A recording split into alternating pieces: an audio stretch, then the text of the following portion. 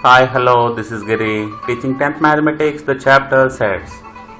Introduction to the concepts of the sets and also problems and solutions from exercise 2.1. Now, in which season we are now at present? Good, we are in rainy season. In rainy season and also in winter season, you can observe so many flowers blooming all around us. What can you observe in this diagram? Yes, here are some colorful flowers in this diagram. Therefore, you can say that this is the collection of flowers. In this collection of flowers, you can observe marigold and you can observe roses and you can observe sunflowers, lotus and so many different types of flowers you can observe in this collection of flowers. Therefore, you can say that it is collection of flowers. It is a collection of flowers. And the second diagram, you can find so many fruits, different types of fruits you can see. Therefore, it is the collection of fruits.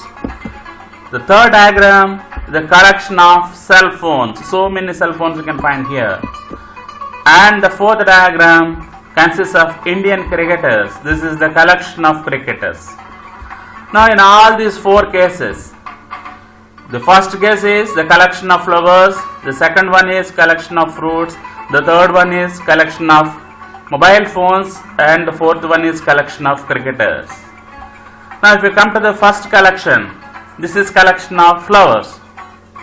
Now if we show or if you bring a lotus, you can say that lotus is a part of this collection. If we bring some marigold, you can say that the marigold is also a part of the collection. You can bring a sunflower, you can say that sunflower is also a part of the collection.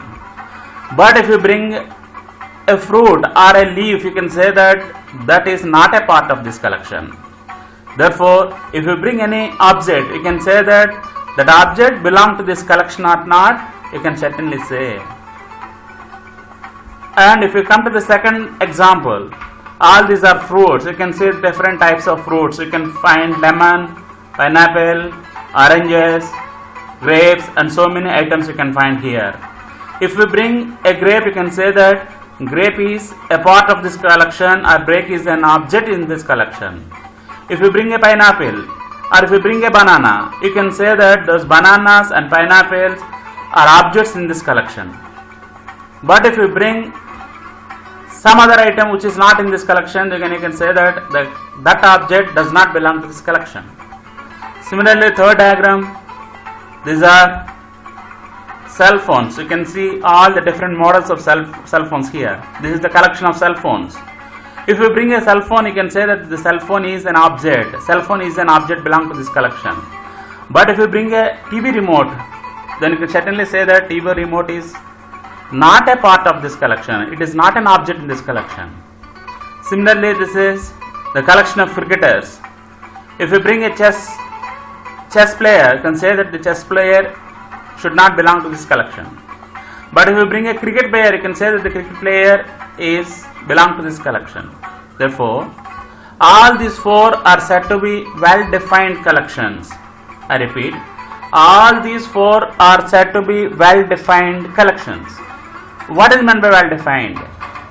Well-defined means if you bring an object, then you should be in a position to say that that particular object belongs to that collection or not. If we bring previously here, if we bring a fruit to this collection of flowers, you can say that the fruit does not belong to this collection. If you bring a marigold, you can say that the marigold belongs to this collection. Therefore, if you bring an object, then you can certainly say that object belongs to that particular collection or not. If you are in a position to say that object belongs to this collection or if the object does not belong to the collection, then it is called well-defined collection. If you are confused or if you are not in a position to say whether that object belongs to this particular collection or not, in such a case they are not said to be well defined. Okay, now you see all these four cases are well defined collections. Therefore, these four are called sets. A well-defined collection of objects is called a set. A well-defined collection of objects is a set. Let us take some more examples. Here are our national freedom fighters. You can find Gandhiji, Nehruji, Rajendra Prasad, Ambedkar, Netaji, Tilak, Patel, and so many national leaders you can find here. This is a collection of national freedom fighters. It is well defined. If you consider this as a collection of freedom fighters, then it is well defined. If we bring some Abdul Kalam, then you can say that the Abdul Kalam should not belong to this collection, as it is a group of freedom fighters. But if you bring another freedom fighter like Alluri Sitaram Raju, you can say that Alluri Sitaram Raju belong to this collection, as it is a collection of freedom fighters. Therefore, it is well defined.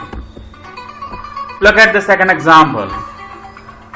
This is the group of ministers of the state of Andhra Pradesh, headed by our Honorable Chief Minister Sri Y.S. Jagannath Reddy Garu. All these faces are our ministers, state ministers. If we bring an MLA, then you can say that that particular MLA may be either a minister or not a minister, you can certainly say. Therefore, this is also a well-defined collection. Look at this example. Here in this figure, you can find a classroom where the teacher is teaching something to the students, and the students are very much enthusiastic to learn subjects. Here, this is, you can say that if a student came to our class, look here, one girl came to that class, then you can certainly say that that particular girl belongs to this class or not. Therefore, again it is a well-defined collection. Here are the girls standing on a row. You can see the girl standing in a row. If you show a girl on the road, you can say that the girl does not belong to this row.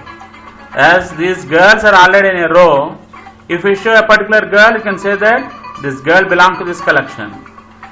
If you show a girl out of this row, you can say that that girl does not belong to this collection. Therefore, it is also well defined. All these four are well defined collections, therefore they are sets, as we discussed. These are called well defined collection of objects, therefore these are sets. Now, when can you say that it is not well defined, or when can you say that it is well defined? I shall repeat. If we bring an object, then you should be in a position to say that that particular object belongs to that collection or not. If you are in a position to say that the particular object belongs to that collection, or that particular object does not belong to the collection, in both the cases it is well defined. But if you are not in a position to say that particular object may belong to the collection or may not belong to the collection, if you are confused, or if you are in two minds whether to say yes or no, in such cases those collections are not well defined collections. If they are not well defined collections, then they are not sets. If they are well defined collections, they are sets. I may give an example here. Look at this class. There are some students in the class. If we consider, let us assume that it is a 10th class. If we consider the collection as the students of 10th class, then it is well defined. If you show a girl, you can say that particular girl belongs to the 10th class or not. If we consider this collection as a collection of 10th class students, then it is well defined. But if we consider the same collection as the most intelligent students in the class, the collection of intelligent students in the class, then from subject to subject, the intelligent students may differ. If you ask Telugu teacher, she or he may give some names. But if you ask maths teacher, him or she may give some other names, those are intelligent in the other subject. Therefore, if a student is intelligent in Telugu subject, it is not sure that he is also intelligent in the second subject also. Therefore, from teacher to teacher, the collection of intelligent students in the class may differ. In such a case, it is not well defined. But here, if you consider this collection as the collection of 10th class students, it is well defined. But if you take this as collection of indigenous students, it is not a collection. It is not well defined. Similarly, if you come to this row, if you are asked to take this as a collection of tall girls, if you ask me, I say that only the last 3 girls are tall girls. If you ask another person, he may say that only last 2 are tall girls. Therefore, this also changes from person to person. You see, in this case, if we take this collection as the collection of tall girls, then it is different, the idea is different, the opinion is different from person to person, therefore it is not well defined. But if we take it as a row of girls, as a collection of girls, then it is a set. It is well defined, it is a set. But if we take it as the collection of tall girls, then it is not well defined. Similarly, in this case also, if we come to this, previously we took this as the collection of freedom fighters, then it is well defined. But if we take this as famous freedom fighters of Indian national movement, then I won't agree. In my opinion, I have Alluri Sitaram Raju is also one of the famous national freedom fighter, but we could not find him. In such a case, from person to person, the famous leaders may change. From person to person, the best batsmen in the world may also change. In such cases, they are not well defined collections, therefore they are not sets.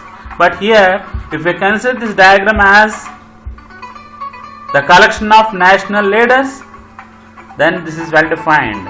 This is the collection of AP state ministers, it is well defined. If we consider this as a collection of 10th class students, it is well defined. If we consider this as a collection of girls, it is well defined.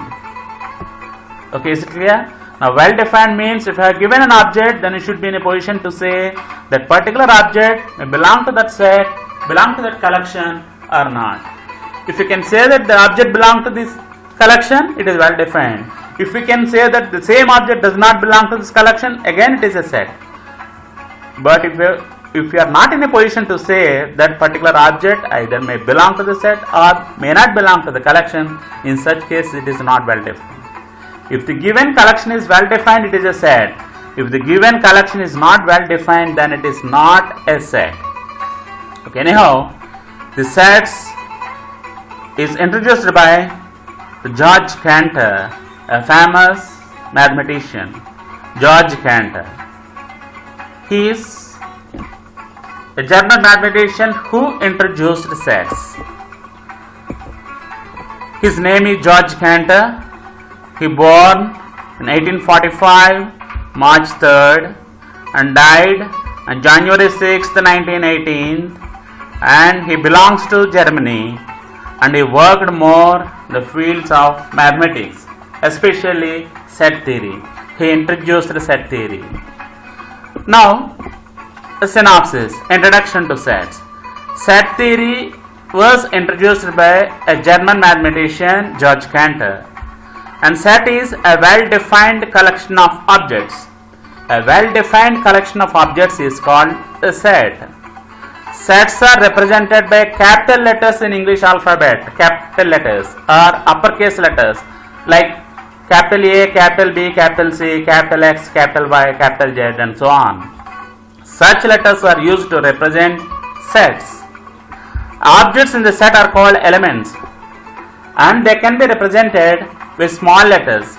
The objects in a set may be represented with small letters, small a, small b, small c, and so on, small x, small y, and small z. And all the elements in a set should be kept within set brackets. These are the set brackets. You can call them as set brackets, you can call them as curly brackets, you can also call them as braces. All the elements in a set should be kept within set brackets called braces. Here is an example for sets. A is equal to set of A, B, C, D, and B is equal to set of X, Y, Z, and N is equal to set of 1, 2, 3, and so on, and W is equal to set of 0, 1, 2, 3, and so on. These are the examples of the sets. You can observe that the sets are represented by capital case letters or uppercase letters in English alphabet. Capital A, capital B, capital N, capital W. And the elements of the set may be represented with small case letters, small a, small b, small c, small d, or small x, small y, small z. And of course, with respect to numbers, there is no problem. Anyhow, the set should be represented with capital case letters, and the elements in the sets may be represented with small letters. And all the objects of a set are called elements. And these elements should be written with commas in between, and there should be curly brackets at the beginning or at the end. Like this you can represent a set. Now here in this case, how many elements are there in the first set A? There are 4 elements in set A. And in set B you can find 3 elements. And in set N you can find infinite elements. And in set W also you can find infinite elements. Here number of elements of set A is 4. Number of elements of a particular set are called cardinal number. Therefore cardinal number of set A is 4. Cardinal number of set B is 3. Cardinal number of set N is infinity. And the cardinal number of the set W is infinity. Cardinal number means the number of elements of a particular set. How to represent a set? We know that what is a set so far, and we know how to represent a set. Now, what are the different ways that a set may be represented? How to represent a set? What are the different ways? The first is roster form.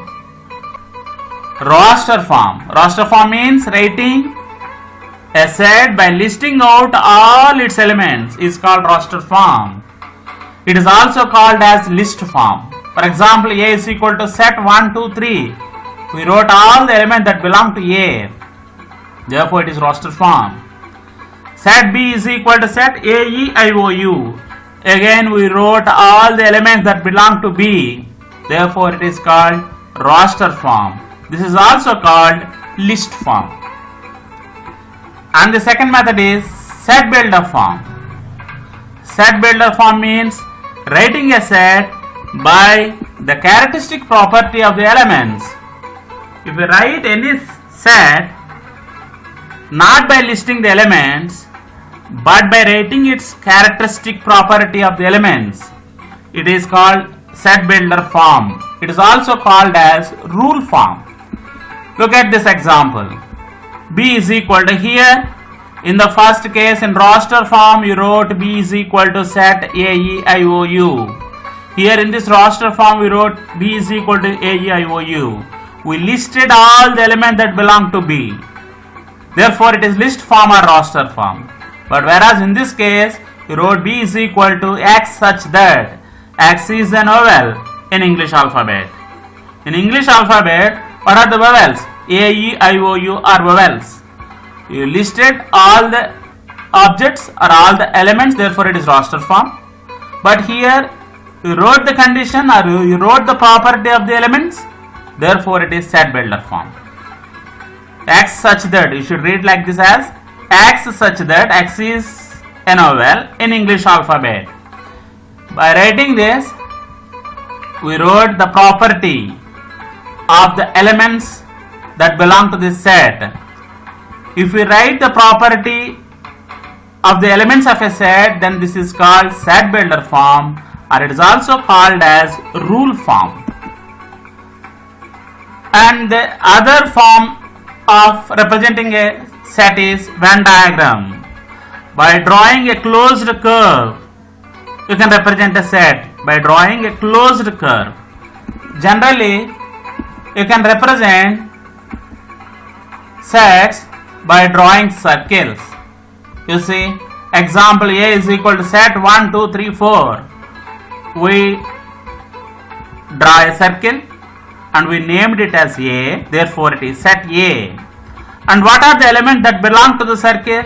That belong to the interior of the circle? 1, 2, 3 and 4. these 4 are the elements of the set A. But whereas if you look at 5, 5 does not belong to the circle. It is away from the circle. Therefore, 5 is not an element of A. These are the different ways in which you can represent a set. Thank you. Thank you, one and all.